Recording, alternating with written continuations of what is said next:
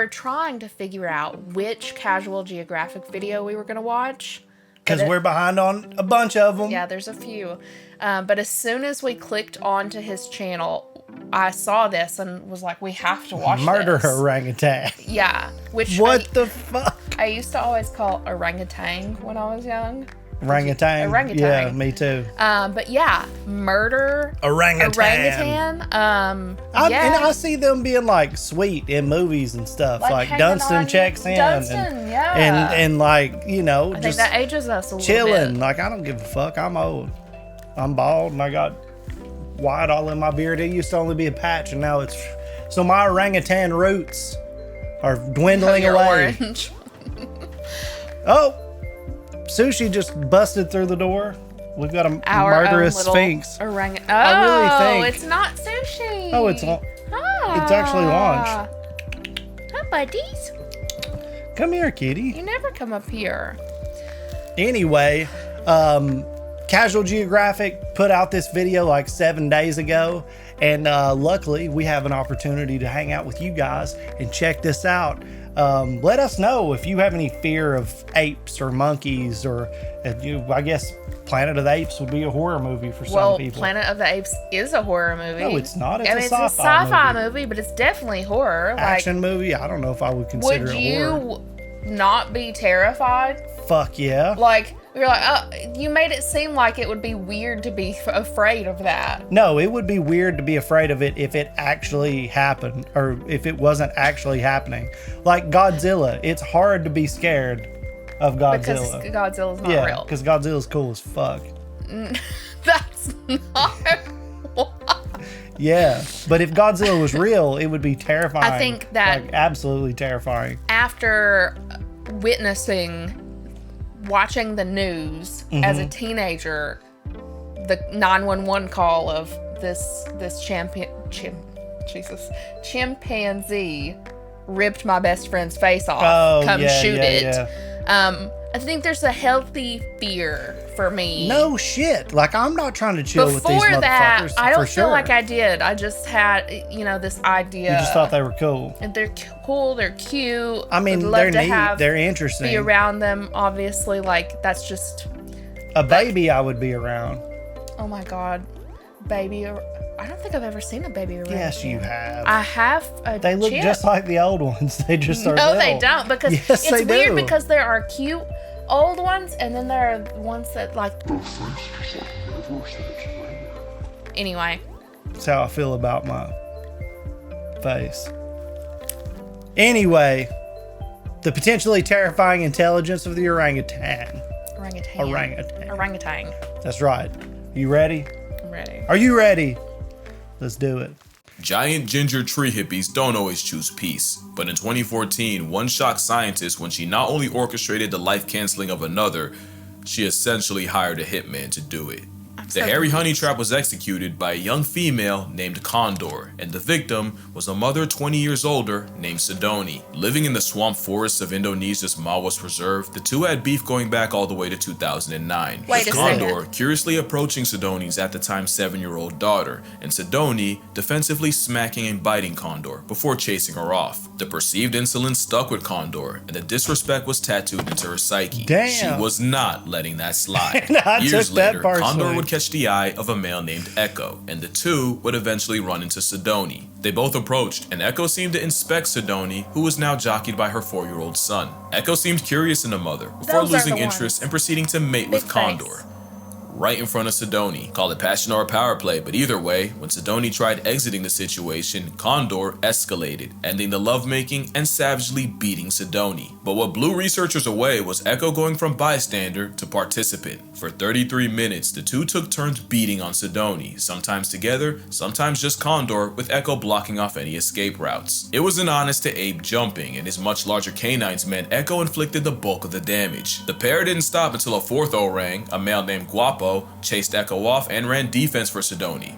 before mating with her. The Orange Night would be too late, as a little over 2 weeks later, Sidoni became past tense due to her injuries, and scientists were left wondering what they had just witnessed. In over 26,000 hours of observation, only 6 female-on-female attacks were recorded, and none caused serious injuries. Yet here was a spiteful orang leveraging her carnal currency, specifically to erase one of her rivals, and Echo acting as a hired gun. Premeditated and personal, it was a shockingly dark look into the intelligence of the Forest Man, one that begs the question, just how smart are they, and just what could they be capable of? Oh my god!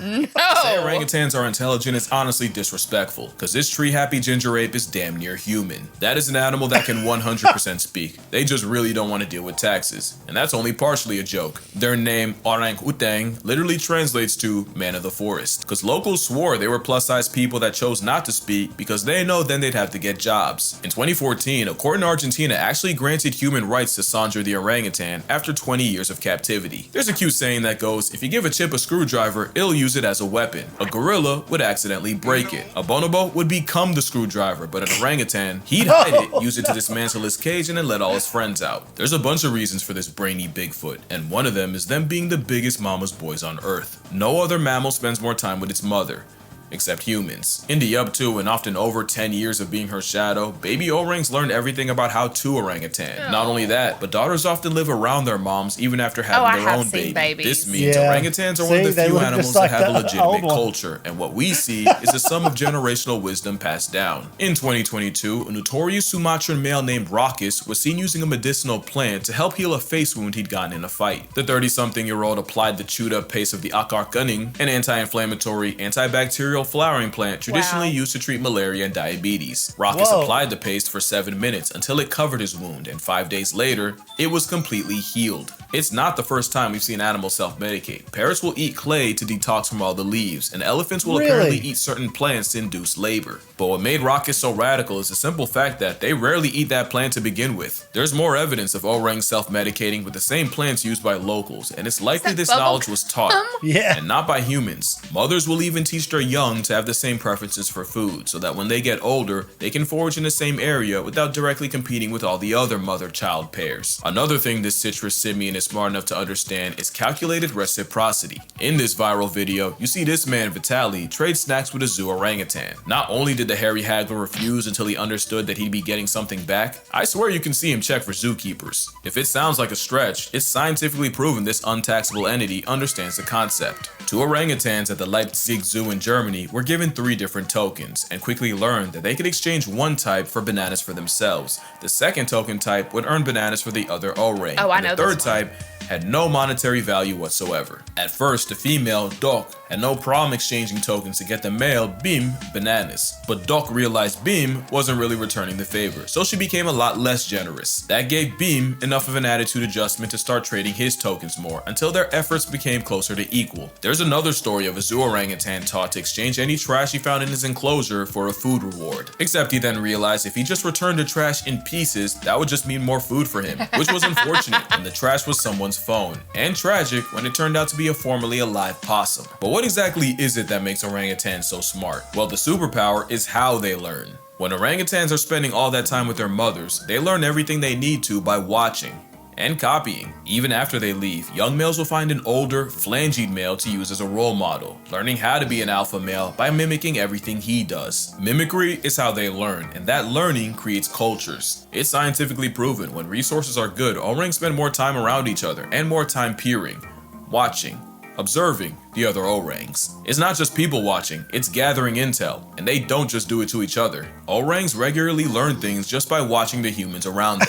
This male was seen attempting to catch fish after clocking locals doing it, and one female, Supina, tried starting a fire by dipping a glowing stick in kerosene, blowing on it, and even rubbing it with another stick. But this shadow clone jutsu can be wildly inconvenient. Camp Liki is an orangutan research and rehabilitation reserve where the Auburn apes have plenty of opportunities to study humans right back, leading to the trend of orangutans untying canoes from the dock and stealing them, and not even triple or quadruple knots can discourage them. Fun fact, it takes about a 7-hour canoe ride to get to camp, so one documentary crew decided to save time with a speedboat. They lost that time after a resident stole the boat and left them stranded. The power of perception has taught orangs how to breastfeed, drive, and even saw wood, all from watching a human. It said orangs have the intelligence of a 4-year-old, but I've yet to see a toddler that did its own laundry. Now you're seeing what I'm saying. Bro's smart enough to talk, wise enough not to. And she's only sawing like that so we don't catch on. But what if I told you there's an even higher level of intelligence they can get to? Deception. Deception requires foresight and anticipating the actions or thoughts of another party. That's where intelligence can get scary. If orangutans have the capacity to trick us, we're talking about a whole different ballgame. Which brings us to the story of Fu Manchu. Now we're talking about an orangutan outsmarting humans, and it happened in the 60s in Omaha Zoo in Nebraska.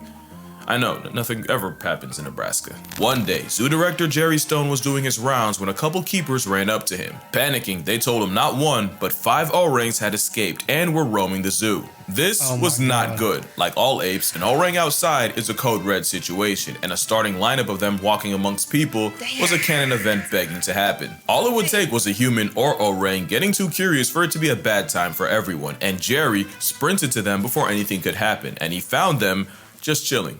Yeah, Jerry was greeted by 5 fugitives just people watching in the elm trees by the elephant building. Clearly all they wanted to do was visit the zoo like everyone else. But you can't just have several hundred pounds of primate in public unsupervised, so Jerry literally went up the tree, grabbed an orang by the hand, and led them all back to the exhibit with no resistance. Jerry was less gentle with his staff, and let it be known that another mistake like that and someone would get pink slipped straight into unemployment. Clearly Stone made his point, because nothing like that would ever happen again.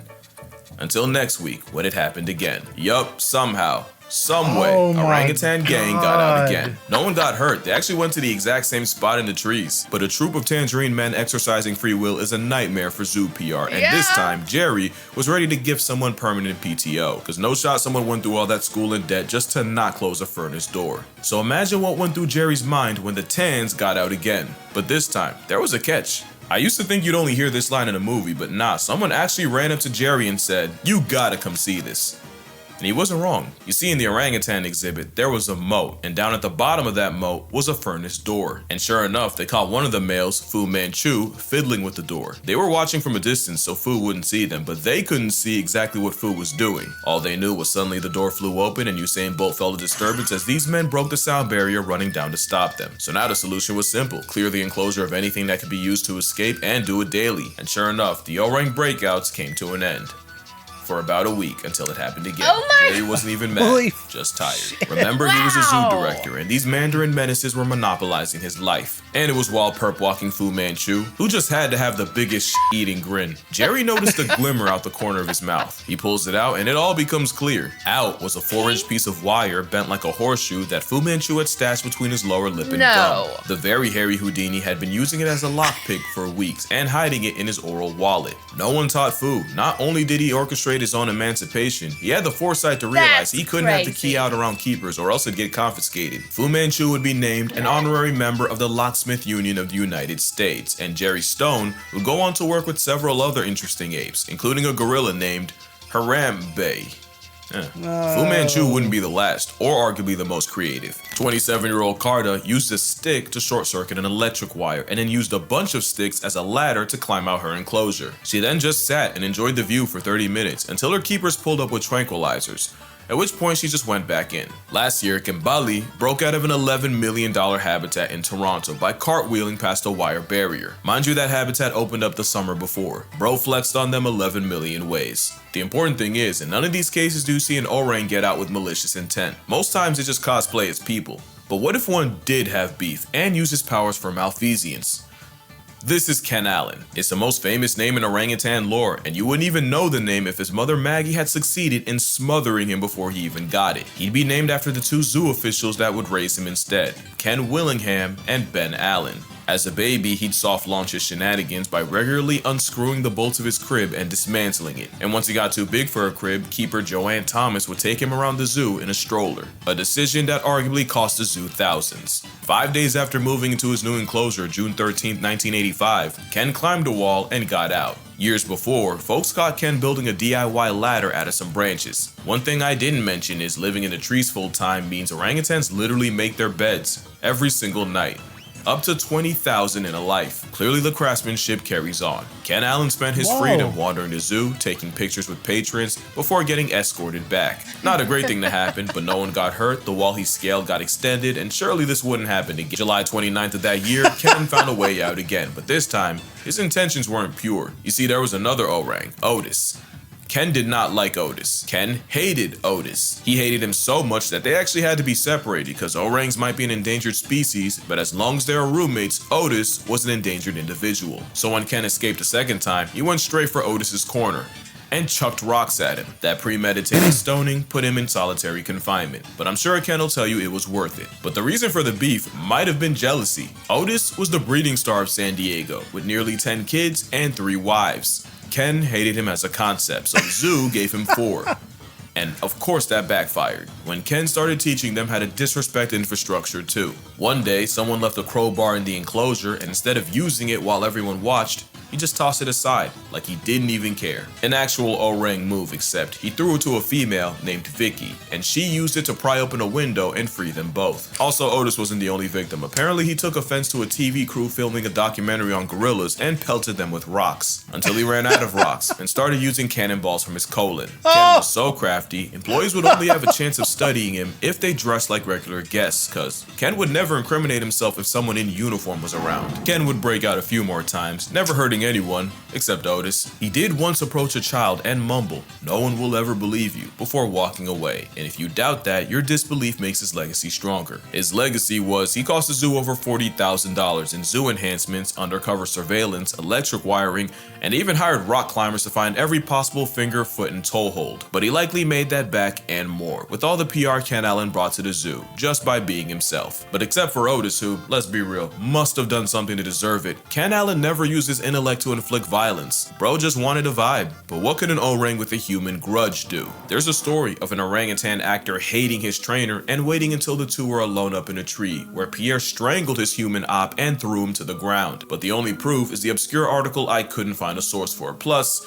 Pierre was probably in the right. Now, Joe's revenge was more than just a story. Joe was an orangutan that appeared in over 100 movies by 1919. This was a time where there were no laws against capturing, selling, and even killing wild orangutans. Universal Studios would take full advantage, and as cute as he was as a toddler, things changed once he became a teen. There would be several incidents with Joe, including a lawsuit where a security guard claimed Joe had mauled him with over 40 bites. There was another time he escaped, and when police pulled up to catch him, Joe stole an officer's gun. But the most infamous case was Joe breaking out of the Universal Zoo, serving straight chaos for 3 days, and even releasing 15 wolves and his elephant friend Charlie on the way out. But Joe did seem to have a code. Not only did he never attack women or children, he'd often defend them. One scene had an actor pretend to spank a child, but because Joe don't play pretend with the little ones, the orang went O-line and leveled the guy. That's right. Another scene had Joe's character help rob a lady, but when good guy Joe saw the villain looming over her, Joe folded his clothes, with him in them. By 1924, Joe was retired from show business after being deemed too dangerous to work with. Yeah, I ain't gonna lie,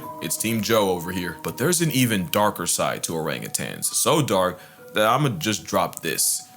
Here's an ad while you consider your options. Birute Galdeques is a primatologist and one of the leading experts on orangutans, and in the 70s, she arrived at Camp Liki in Tanjung Puntin National Park, where she was immediately warned by native Indonesians that some male orangutans can find humans attractive and occasionally physically and forcefully act on it. She didn't believe it until a male walked into camp one day and violated a female cook, and even multiple people trying to wrestle him off couldn't stop the salacious onslaught. It's now advised that menstruating women either avoid orangs or walk around with a club. So as you can see, orangutans are capable of anything from petty theft and zoo escapes all the way to premeditated census layoffs.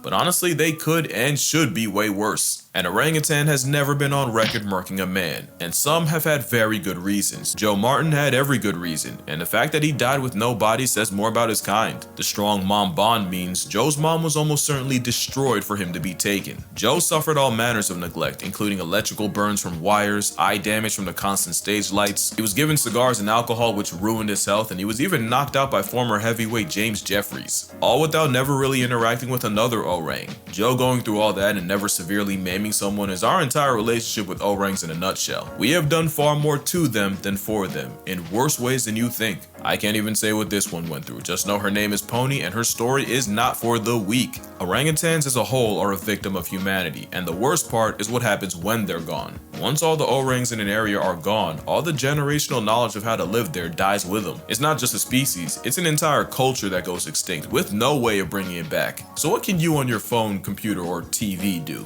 One is obviously support an organization that helps with research and rehabilitation, which is why I'll be donating to Orangutan Foundation International, founded by Galdekis herself. Link down below if you'd like to as well. Also, never support a place that uses orangutans as tourist traps. Any place that lets you pay to play with an orangutan is a huge red flag. But probably the best way is to avoid palm oil. Palm oil is the leading cause of their extinction, and it's in 50% of household products in the West. It's a commitment, but it's looking like we either give up the oil or negotiate the red ape's existence. The choice is yours, just know the orangutans would probably do the same for us. But yeah, that's gonna do it for this video. But first, I wanna thank y'all. If you remember my elephant sanctuary video, then you know that the park actually flooded a month after I visited. A flood that cost 2 rescued elephants their lives. But you guys came through with the donations, and Miss Lek Chilert was so grateful, they actually made a cake with my name and gave it to the elephants. And seeing my favorite animals eating out of my namesake cake would have been impossible without you guys, so thank you all. Hopefully one day I can do the same for Camp Leaky, but until then, drink water, hug your mother. If an orangutan hits you, apologize, because you deserved it.